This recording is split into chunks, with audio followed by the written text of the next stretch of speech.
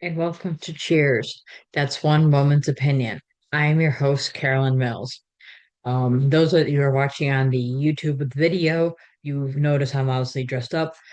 I'm actually dressed up as Elphaba from Wicked. That was my Halloween choice this year. I had a costume party on Saturday and I wore this outfit and I had the green makeup and everything, green hands, green face. Now I just have the lipstick on. I had a bad reaction to the makeup that was affecting allergies. I looked like I had peeled a whole billion onions. I mean, my eyes are watering really badly. It's kind of puffy and everything. So I can't use the makeup, unfortunately. I do have the green lipstick on. And on top of that, whatever was in the costume, the top part, the skirt worked fine, though today I'm wearing pants, black pants, not the black skirt because it's raining. But I don't know what happened. Like my elbows, it looked like I was badly sunburned. So I'm actually wearing my graduation robe. It works just as well. And on top of that, I had a wig, the Alphaba wig with the long braid hair thing.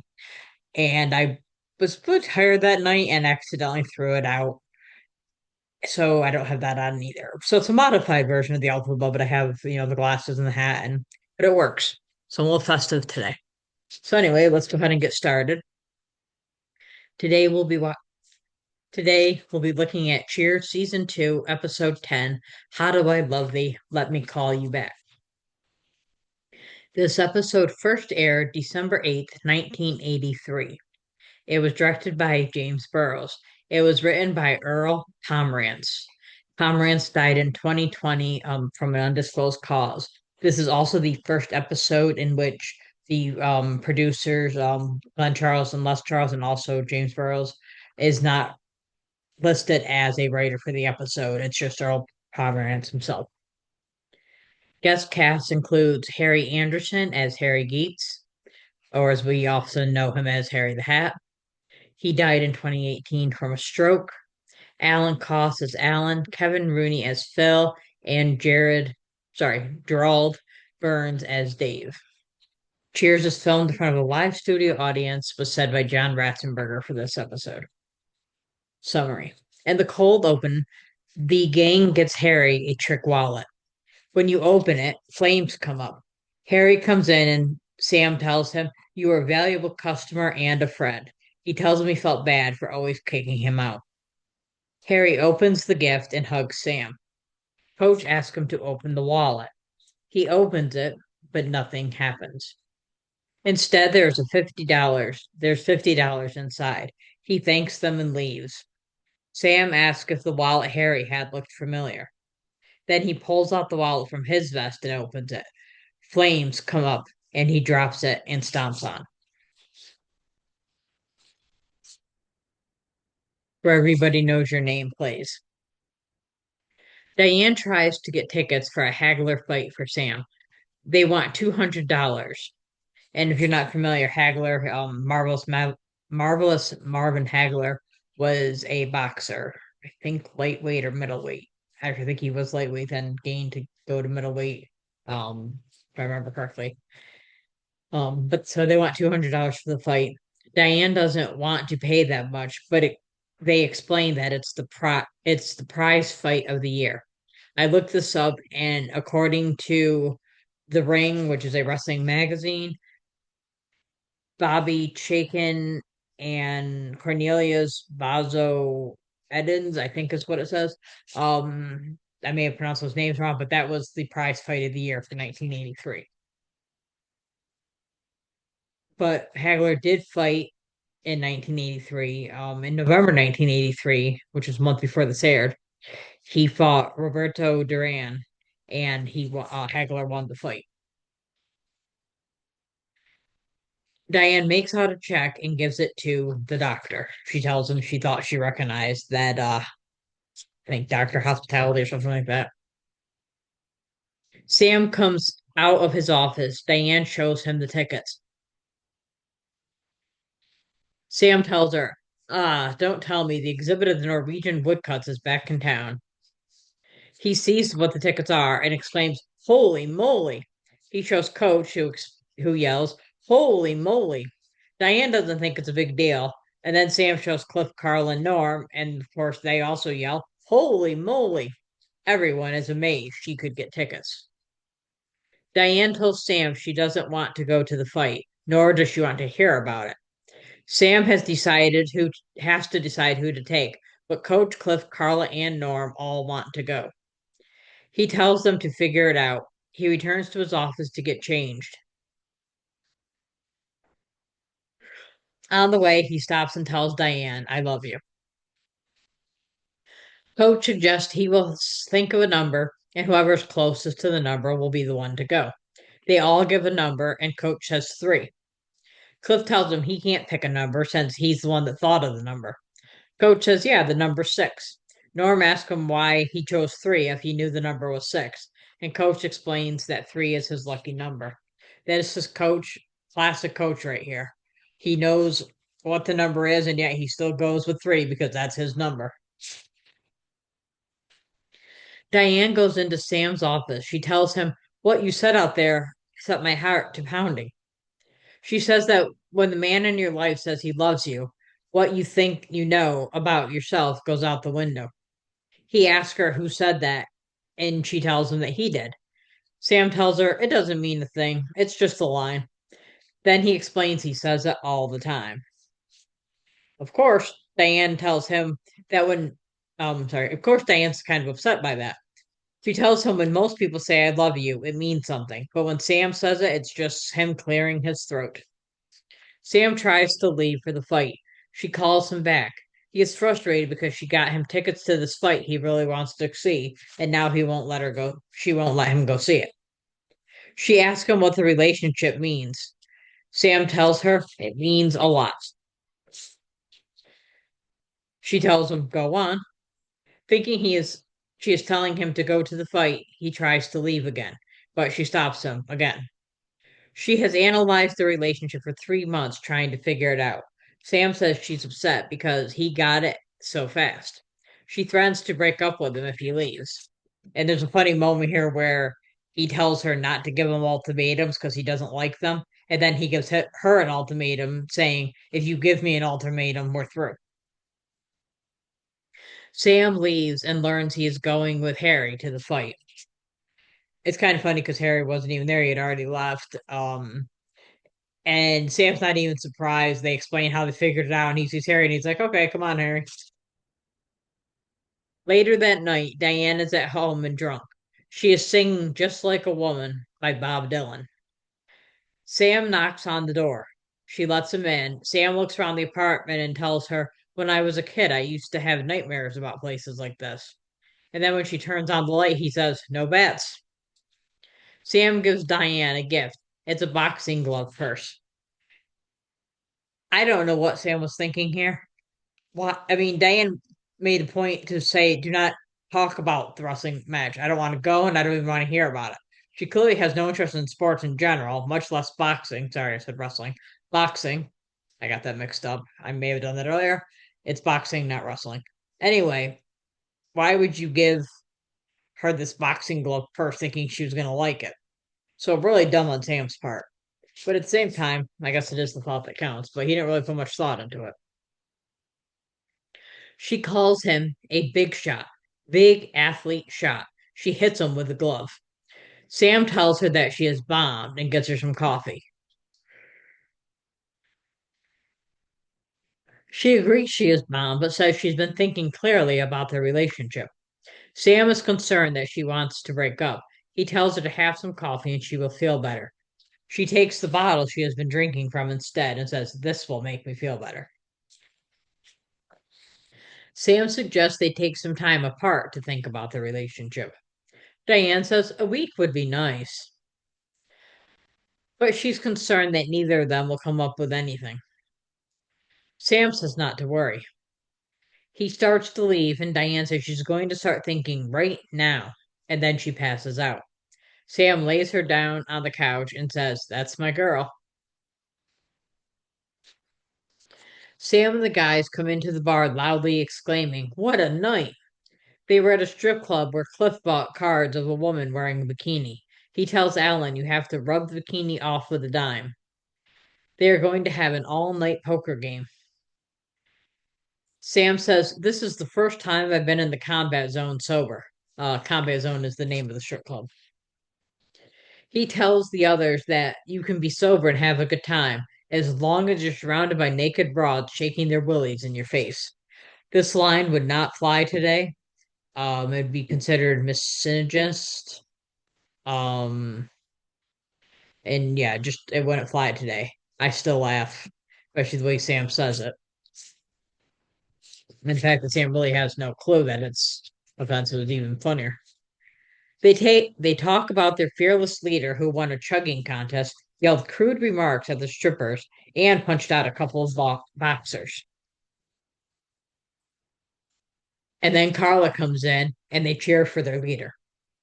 She tells Norm he left these, which is a set of tassels, in the car. She throws them to him. Alan asks why the stripper threw them to him. Norm says that women are attracted to him. Coach asks Carla how she knew so much about the combat zone. Carla explains that her ex always took her there. They were even they were even there for the premiere of College Girls Totally Nude. That line actually reminded me. I don't even know what it was, but it would sometimes like if you're up late at night, they would have the commercials back in the day when not everything wasn't streamed; it was actual TV, and they would have commercials late at night for videos, and it was called "Girls Gone Wild," and that's what this line reminded me of. So I wonder if that's where they got it from, but had to change it because of copyright. Sam says it's good to be out with the guys again. Norm says that Sam made a big mistake telling Diane he loved her. He says that a girl makes a big deal out of those words, whereas if you say it to a guy, it's just not a big deal. So Sam says it to Norm to prove Norm's point. Norm looks at Sam and says, I was wrong. George Wendt's delivery was perfect for that line. Cliff tells Sam that his week is almost over and asks him what he's going to tell Diane. Sam says he's been thinking about it, but he has nothing. He tells them that he needs pressure because he was known for coming through in a clutch during his baseball days. This line here was also great because they when he asked him what he was known for in his ball days, they were like giving up homers, being drunk, chasing anything with a skirt. And he's like coming through the clutch, and they're like, "Oh yeah," and they're like, "Yeah, you never came through in a clutch." Cliff tells him tomorrow is today. It's past midnight. But Sam says Diane will not come in now. Nobody is that crazy. And of course, right on cue, Diane comes in. And I think we all knew that was going to happen. The gang chants, Mayday, Mayday. And again, if you don't remember, or if you're not familiar with the show that well, Mayday Malone was Sam's nickname when he played. It was Sammy Mayday Malone. So that's why they're chanting Mayday. Diane says that she couldn't wait to see him. Then she's upset when she sees him having all this fun with the others. He explains it's a victory party. He understands their relationship. However, he says he needs just a few minutes to polish it up. He tells her it's good and then goes into the office, stopping on the way to tell the others stall her. Norm asks if she went anywhere and she says she went to Cape Cod. Cliff tells her that he has a theory about how the Cape was formed. Diane excuses herself. Coach looks at Cliff and says, Well, and Carla glares at Coach, which is a theme that we see every swap throughout the whole series. When somebody asks Cliff a question, Carla gets kind of annoyed. Sometimes more than Carla, but often it's Carla because she doesn't want Cliff to ramble, as you know Cliff does. However, I have to tell you, I would have loved it if they actually had Cliff tell his theory because I'm curious what it would have been. But they don't do it. They go to Diane, the office. Whew, sorry about that, yawn. They go to the office. Diane goes into Sam's office. Sam is chanting, Mayday, Mayday, while pacing. He tells Diane she startled him and he forgot what he was going to say. Diane apologizes but said she was so excited. Sam asks Diane to go first. He says that he discovered he's very shy. Diane gives a long explanation for the relationship. Sam replies, ditto. Diane is angry and starts to leave. Sam stops her. He explains he tried to come up with something, but he has no idea why they're together. Diane admits, neither do I. She says the stuff she just said, she read in a book, and, well, it's nice, it's not them. And then she asks Sam, is it? Sam admits, I don't know because I wasn't listening. He says he doesn't know why they need to think about the relationship. Then he says then he can't say that he loves her. Diane tells him he can't say it now because it means something. Sam says that he can say anything he wants and rattles off Peter Piper picked a peck of pickled peppers. The peck of pickled peppers Peter Piper picked. She tells him now say the other thing, but Sam can't say it. Diane tells the others, Sam can't say he loves me. Carla replies, who can? So I gave this episode 4.5 out of 5 beer nuts. And Sam, particularly at the end, was hysterical when he was trying to say that line, which I'm going to do later. Now, I believe when you say I love you, that it means something, or at least it should. I mean, it shouldn't just throw those words out for no reason. However, I think Diane made a tad bit too much out of it. But that's what Diane does, of course. And it dawned on me, we think of in the later years Rebecca Howe as being neurotic, which is, I mean, she's very neurotic. Diane is also neurotic, but she's neurotic and it comes out like differently. She doesn't cry hysterically all the time. But you definitely see, I mean, they're both neurotics in their own way. The MVP of this episode, of course, was Ted Danson. That last scene alone was worth making him MVP, but the whole series, I mean, he does a great job. He's clueless. He doesn't get the whole why Diane would be upset about the glove. I mean, and he tries. He wants to come up with that answer, and he thinks he can do it. He fails. But neither can Diane.